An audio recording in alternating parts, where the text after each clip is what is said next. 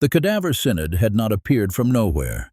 For decades, the papacy had been entangled in the brutal power struggle between the Carolingian heirs and the rising Spoleto dynasty. Pope Formosus himself had once been exiled, then restored, accused in turn of treason and loyalty by rival factions. Each change of ruler in Italy shifted alliances in Rome, turning bishops into partisans and the chair of St. Peter into a contested political prize. When the Spoletan party gained the upper hand after the death of Emperor Charles the Fat, Pope Formosus invited Arnulf of Carinthia into Italy and crowned him emperor, defying the ambitions of Lambert of Spoleto and his mother, Agiltrude. Their supporters considered this an unforgivable betrayal. After Formosus died in 896, the struggle did not end. His successors were pulled between factions until Stephen VI, aligned with Spoleto interests, resolved to erase Formosus's legacy entirely. In this climate, the law became a weapon. The ancient canons forbidding bishops from changing sees and the rules regulating imperial coronations offered Stephen VI a pretext.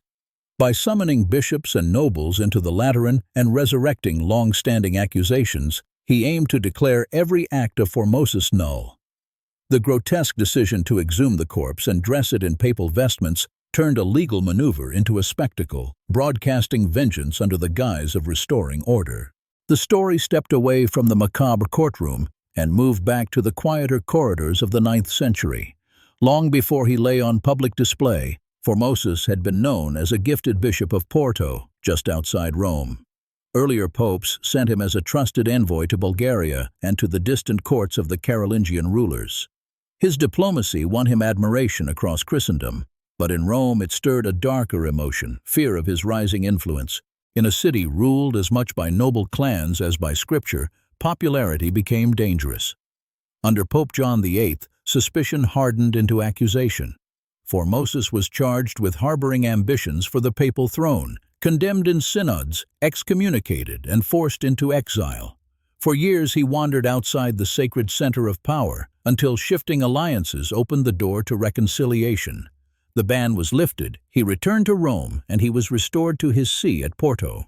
As rival aristocratic families struggled for control of the papacy, Formosus was drawn back into the storm. In 891 he was elected pope, a compromise figure in a Rome divided between powerful factions. His pontificate unfolded in a fractured post-Carolingian world where the imperial crown itself was contested. In 896, Formosus crowned Arnulf of Carinthia emperor, undermining the claims of Lambert of Spoleto and enraging the Spoletan party. In that decision, the hatred that later drove his trial was born. Rome in 896 stood uneasy after the death of Pope Formosus. His election had long divided the city, and his passing did not calm the struggle between powerful factions. In the alleys and palaces, nobles whispered about his contested ordinations and shifting alliances between the Carolingian claimants and the Spoleto dynasty. The papal throne, instead of offering continuity, had become a prize in a violent contest for influence over Italy and the imperial title. Into this chaos stepped Boniface VI, whose reign lasted scarcely a fortnight. Sources suggested that he had been twice suspended from the priesthood, yet he still reached the papacy, a sign of how strained canon norms had become. His sudden death, attributed by some to illness, by others to darker causes, cleared the way for Stephen, Bishop of Anagni, to be raised as Pope Stephen VI. His elevation marked a decisive victory for the Spoleto interest in Rome.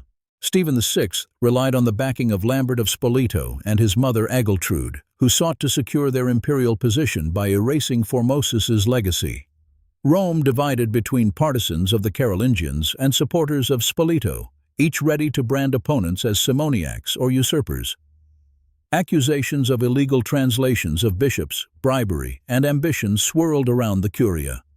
In this fevered atmosphere emerged a chilling proposal: to condemn Formosus by placing his very corpse on trial.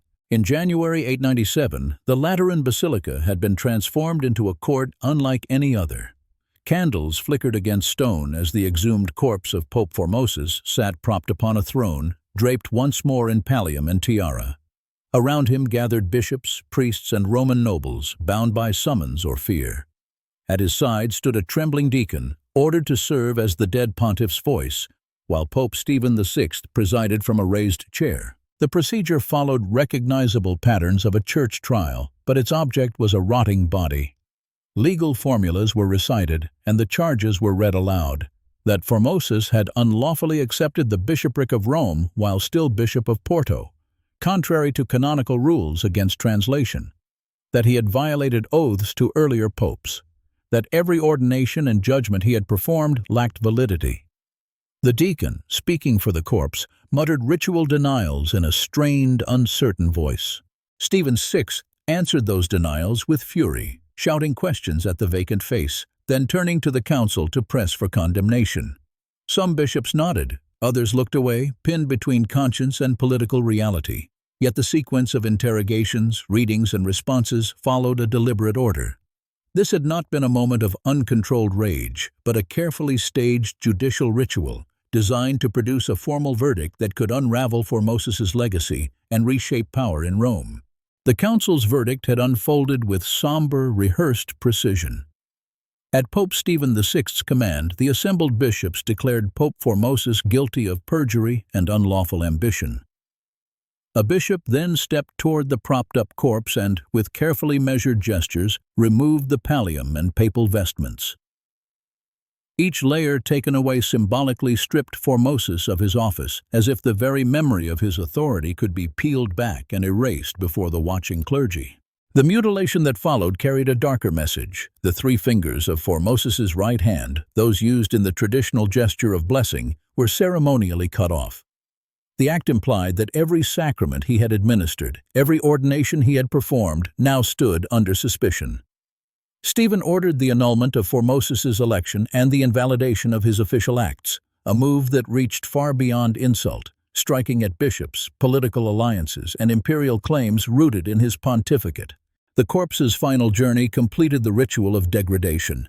Dragged from its mock throne, the body was first buried in a common grave, then exhumed again on Stephen's orders and hurled into the Tiber.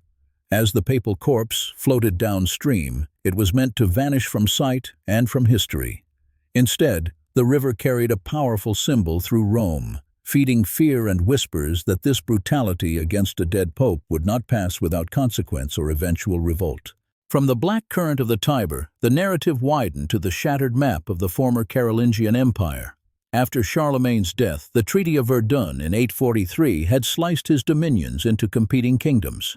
West Francia, East Francia, and the Middle Kingdom of Lotharingia drifted apart, while the imperial title passed uncertainly between rival rulers. Viking fleets struck river valleys, Saracen raiders probed Italy's coasts, and Magyar horsemen threatened the plains, exposing how fragile central authority had become. In this instability, the Roman Church no longer stood above politics, it lay at the center of them. Successors of Charlemagne, from Louis II to Charles the Fat, sought papal coronation to bolster their shaky claims. In Italy, powerful families such as the Dukes of Spoleto saw the papacy as a prize that could anchor their regional power. Control of the conclave, of the Roman militia, even of access to the Lateran, became crucial levers in dynastic rivalries. Amid these struggles, church councils turned seemingly technical debates into weapons. Bishops and canonists argued over whether a bishop could lawfully move from one see to another, and whether ordinations carried out under a disputed pope were valid. Rulings at councils like those in Ravenna and elsewhere offered precedents that ambitious factions could twist. In such a world, revisiting a dead pope's acts, and even his very status, appeared as a brutal but logical means to rewrite legitimacy itself. Back in Rome, the aftermath of the Cadaver Synod unfolded with startling speed. The spectacle that had paraded a dead pope before a hostile court did not fade from memory. It lingered in horrified whispers through markets, cloisters, and mansions. Shock slowly hardened into disgust.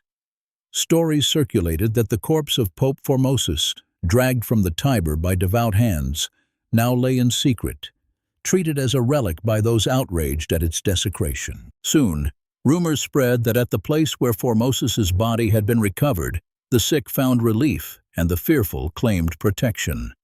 These tales of miracles were interpreted as a silent but unmistakable judgment from heaven against Pope Stephen VI. The very trial meant to erase Formosus's legacy instead magnified it. In alleys and porticos, the mood turned from anxious obedience to simmering anger as Romans muttered that sacrilege invited divine retribution. Within months, anger erupted into open revolt. Crowds turned violently against Stephen VI. He was seized, stripped of power, and cast into prison. Not long afterward, he was found strangled in his cell, his death widely linked by contemporaries to his role in the macabre trial. The Lateran palace stood silent, its papal throne empty. The basilica that had hosted the grotesque spectacle now echoed with the lesson that sacred spaces could become theaters of vengeance and cradles of sudden regime change. In the chaos that followed the Cadaver Synod, popes rose and fell in dizzying succession, each confronting the poisonous legacy of the corpse trial. Late in 897, Pope Theodore II briefly occupied the throne. His reign was short, but decisive. He ordered Formosus's body recovered from its dishonorable grave in the Tiber's silt and reinterred with dignity in St. Peter's Basilica. At the same time, he reaffirmed Formosus's ordinations, signaling a fragile attempt to heal a shattered church. Stability remained elusive, but under John IX, who reigned from 898 to 900, a more systematic effort unfolded. Synods met in Rome and Ravenna to confront the scandal directly. These assemblies formally condemned the Cadaver Synod and forbade any future posthumous trials, trying to close the door on the macabre precedent. They also confirmed the validity of the acts of Formosus and of later popes, an intricate compromise meant to secure continuity in church governance amid competing factions. Yet the controversy refused to fade. When Sergius III, once aligned with Stephen VI and the Spoleto party, became pope in 904, older tensions returned to the surface. His pontificate, lasting until 911, stood at the intersection of politics and memory. Some medieval sources claimed Sergius reaffirmed the Cadaver Synod's verdict, though such reports were debated and possibly colored by later hostility. Their very existence showed how the corpse trial's story had already become a weapon in the struggles of Rome's noble families. Among contemporaries, the Cadaver Synod already appeared as an omen of decay. Pro-Formosus writers such as Auxilius of Naples denounced the posthumous trial as a grotesque parody of justice, insisting that no earthly hatred justified the desecration of a bishop's body. In their polemics, the spectacle in the Lateran stood as proof that personal vendettas had invaded the sanctuary, turning the papal court itself into a theater of sacrilege and fear. As later medieval chroniclers looked back on the 10th century, they increasingly framed it as a saculum obscurum, a dark age of the papacy. The Cadaver Synod became a stark emblem in this narrative, a single lurid episode that seemed to reveal the era's deeper corruption. Monastic annals and universal histories alike cited the trial of the corpse of Pope Formosus as a warning tale about unstable factions, worldly interference, and the fragility of sacred authority. Canon lawyers of the 11th and 12th centuries confronted the tangled legacy of Formosus's conflicting condemnations and rehabilitations. In their collections and commentaries, they argued that sacraments conferred by a validly ordained bishop could not be undone, even if his memory was later disgraced. Within the wider Gregorian reform, figures like Pope Gregory VII drew lessons from such abuses, stressing that papal authority must be morally independent, yet constrained by stable law and genuine spiritual purpose. The story of the Cadaver Synod ended in the imagination long after it ended in Rome. Medieval and early modern artists repeatedly returned to the macabre image of a robed corpse propped on a throne, ringed by candles and accusing fingers. Chroniclers embellished the scene, yet their descriptions remained anchored in the proceedings of 897, when Formosus's decomposed body was publicly interrogated, condemned, and symbolically stripped of the papal dignity it had once carried. Across the Middle Ages, the dead were often punished. Authorities exhumed and burned those condemned as heretics, scattered ashes to deny a holy resting place, or overturned a monarch's burial to void his legitimacy. Yet the Cadaver Synod stood apart. Nowhere else did a papal or royal corpse appear in something so close to a formal courtroom, a judicial spectacle, complete with charges, advocates, and a sentence read aloud to a silent, decaying defendant.